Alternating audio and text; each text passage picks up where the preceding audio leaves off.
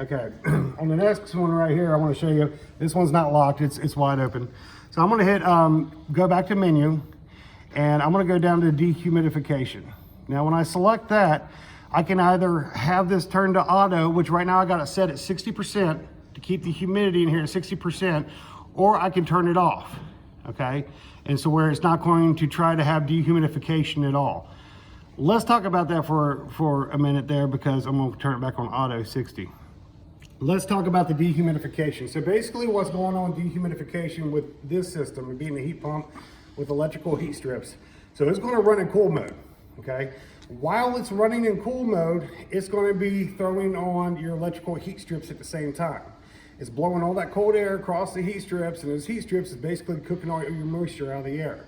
Now, the reason why that might throw you off is that just because it's set to 75 degrees in here, it's actually 71 degrees in here. Why? Because it's been running to get the humidity down.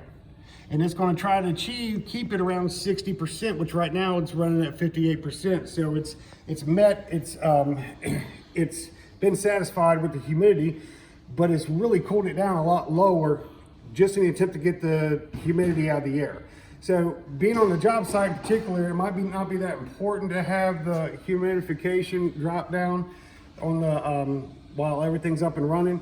It was really important when everything's going in, like drop ceilings and materials going into the place. So as right now, that is a thing that people like to keep an eye on too. So if you're like, man, why is it still running?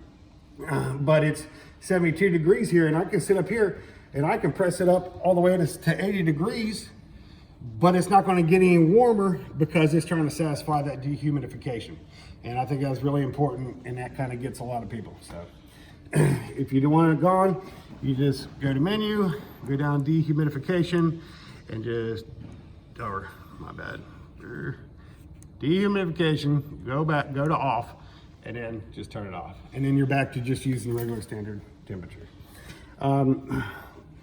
Most of these, I'll probably have them on, this one's set to, let's see here. When you go to system, you have heat, cool, auto, okay? Or turn it off in emergency heat, and that's just gonna kick on your heat strips. Auto is a good feature because it'll have both temperatures. So this is gonna give me, on cool mode, I want it to kick on if it gets, let's see, if it starts getting about 74 degrees in here, it's gonna kick it on. Heat mode, if it gets down for some reason down below 69 degrees, it's gonna kick on. And I can set these within generally 2 to 3 degrees of each other. So the lowest I could set it would be 70 or 74, or 69 and 74, excuse me. 71, 74, there we go. When you're looking at this backwards, it messes with your head. But if you see how I dropped to 73 cool, how it changes the upper one, again, 3 degree difference, it'll have a perfect comfort control the whole time. Now, that's generally how I have mine set up.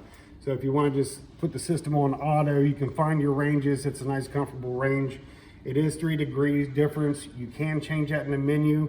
When you go to where it's talking about cool and heat deadband, you can set that parameter further apart, but standard is 3 degrees. That's it.